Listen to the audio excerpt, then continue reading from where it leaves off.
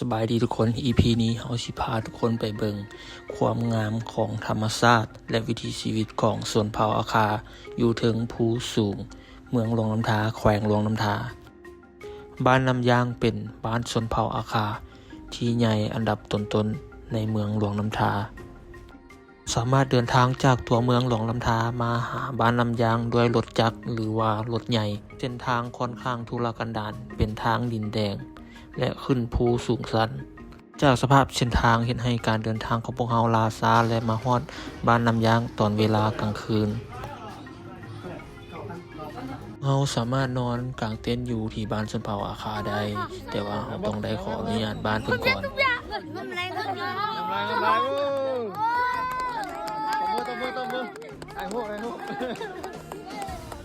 เราได้ถูกต้อนรับเป็นอย่างดีจากน้องๆชนเผ่าอาคาอาจเป็นย้อนว่าบริเวณแถวนี้บ่ค่อยมีนักท่องเที่ยวมาเราก็เลยเป็นสิ่งที่น่าดึงดูดสำหรับน้องๆทั้งหลาย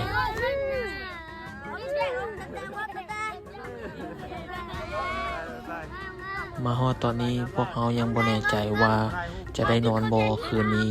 เพราะว่าน้องๆอาคายังบ่มีทีท่าว่าจะกลับเมื่อนอนแต่ถึงอย่างใดก็ตามนี่ถือเป็นความทรงจำที่ดีอีกเหตุการณ์หนึ่งจากการเดินทางในครั้งนี้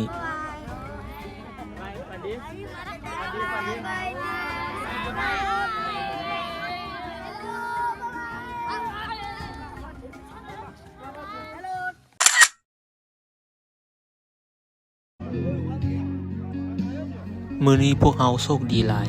เนื่องจากว่าอยู่ในบ้านเพิ่นมีงานขึ้นเฮือนใหม่ของชนเผ่าอาคา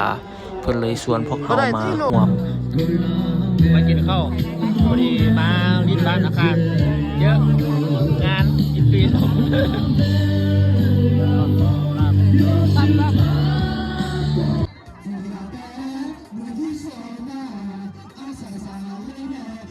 ไอ้น้องชนเผ่าอาคาเพิ่นเล่าให้ฟังว่า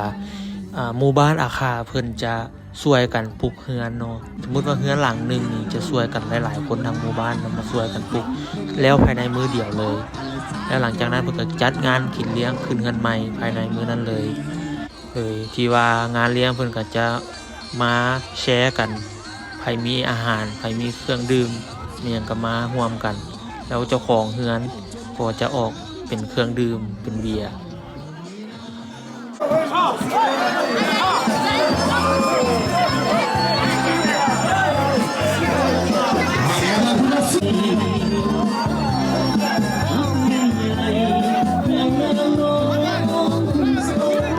อ้โหเพลงแรปพาวอาคาว้าสุดยอดเลยม่วนอยู่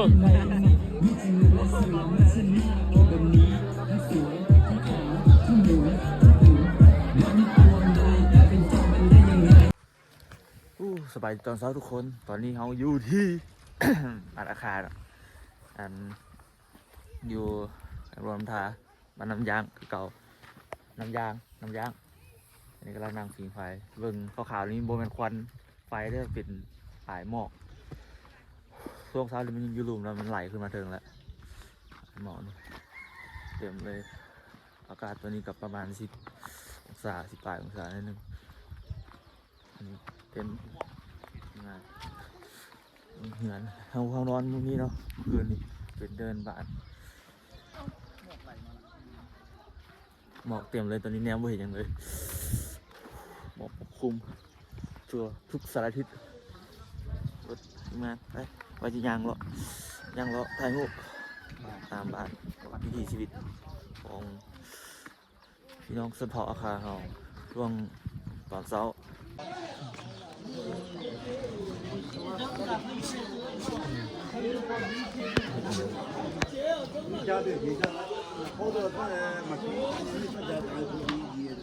จะมีเรื่องเนาะ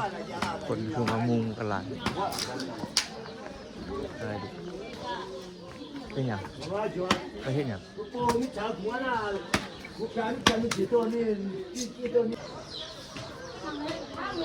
อะไรดีฮะ สวัสดี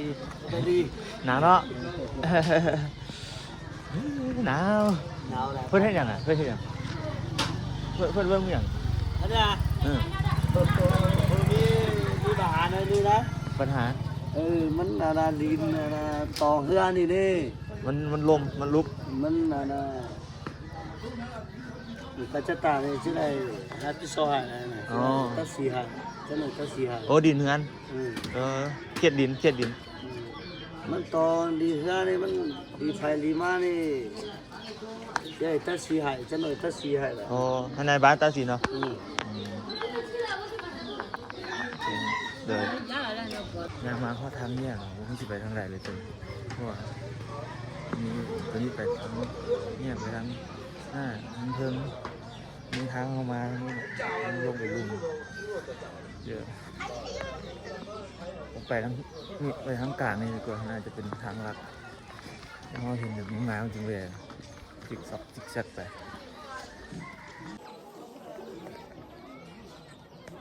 วิธีถ่ายรูปคนเดียวเลยต้องถ่ายวิดีโอมือหนึ่งถ่ายวิดีโอมือหนึ่งถ่ายรูป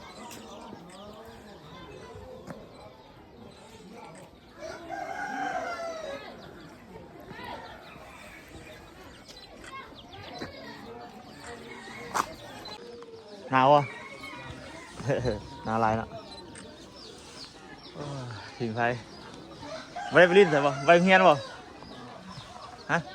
ไม่ได้ไปโรงเรียนเหรอจังไรเนาะวันเข้าเสาอยู่มาเรียนนี้ เห็นกล้องเรียนนี้กล้องเรียนนี้ว่านี่เงียบ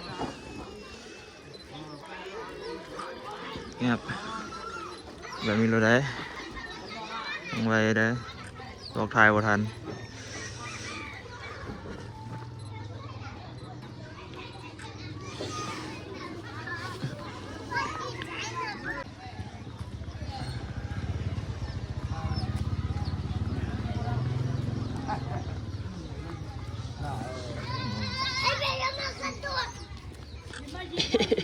ยานกล้องสวัสดียานกล้องนะเห็นกล้องเลยกันเลยอันนี้งามนะ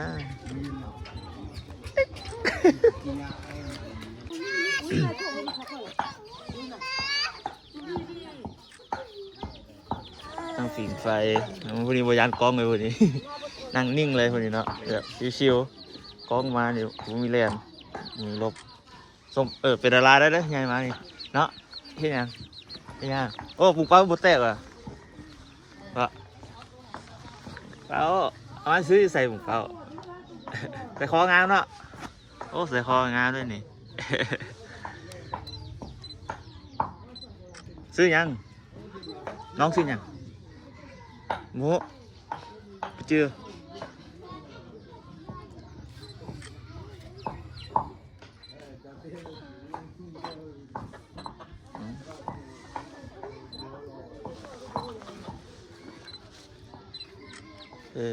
ไปกัน ได้เบิ้งนี่ขนาดหมายังหนาว หมาก็ฝิ่งไฟ หมาก็ยังฝิ่งไฟเนาะ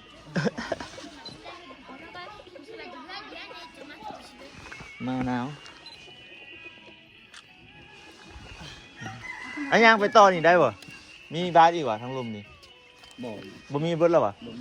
ออมมันคือเนาะโอ้มาสุดบ้านแล้วเนาะท่านนี่สองสามราคาขึ้นแล้วเบิดเนาะโอเคเวลาสุดบ้านเท่านี้เนาะเดี๋ยวย่างกลับคืนเฮ้ยหนาวบ่เฮ้ย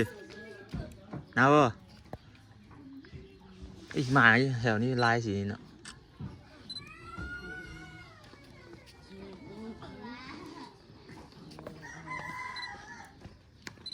มาไอ้ก็ไปเลยมีควายนำควายดีควายเหรอ ควายจะบ่โอ้ยังกินข้าวแซ่บบ่แซ่บบ่เข้ากันยัง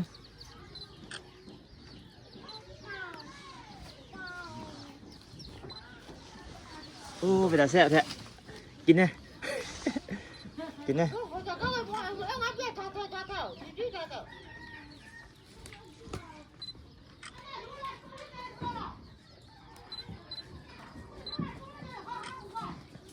โอ้ยกินข้าวเป็นตาแทงเนาะกินหลายๆไงไปผู้สาวคนกำลังนั่งตำข้าวอยู่เตาไฟป๊อกป๊อกป๊อกนี่ไงโอ้ลิ้นเกมจะเน็ตซีจี้อยู่นี่ตรงไวอันนี้ไปได้ป่ะอันนะอันนี้อันขึ้นทางนี้ได้ป่ะไปได้แบบนี้ป่ะ บ่ได้เนาะ ไปได้หรอโอเคไปทางนี้บ่ได้เนาะก็ไปกลับคืนทางเก่า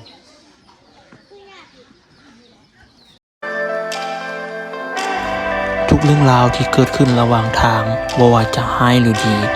มันคือความทรงจำและประสบการณ์ที่ล้ำค่าประสบการณ์เหล่านี้บ่สามารถซื้อได้ด้วยเงิน มีเพียงวิธีเดียวเท่านั้น คือเราต้องออกเดินทาง